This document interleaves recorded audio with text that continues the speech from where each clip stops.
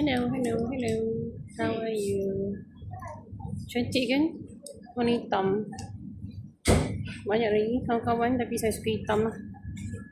Siapa Nas? Awak nak apa tadi? Nak beli bag Blox Fruit. Oh, apa benda tu? Kat Roblox. Dah dapat kod.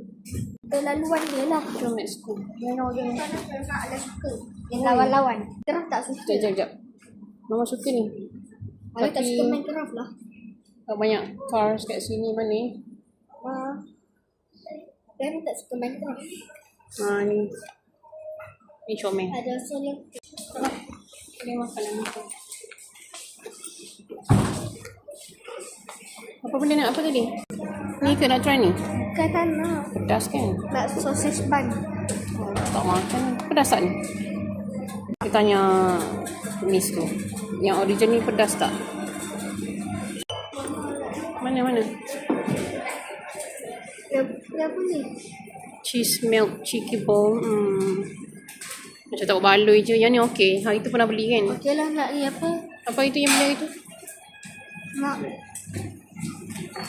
Sausage punya hotdog. Yang itu order apa itu? Yang ni. Oh ni. Hari tu order ni. Tapi sos nak sikit kan? Tak, tapi sos dia nak tak order sos, order mayo lah. Oh mayo. Okey. Yang ni mushroom. Mushroom. Spicy boleh lah satu. Ni gambar-gambar dia pedas lah ni. Cheese bun satu noh tak? Yang tadi cheese bun satu. Tapi cheese bun tu satu lagi kejap. Mushroom cheese sausage bun satu lagi. Dua.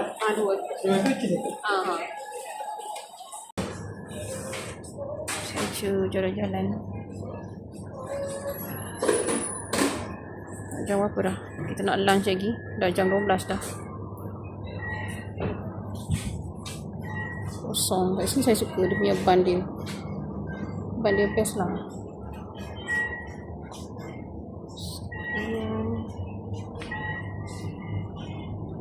Skin dia macam pelik-pelik sikit.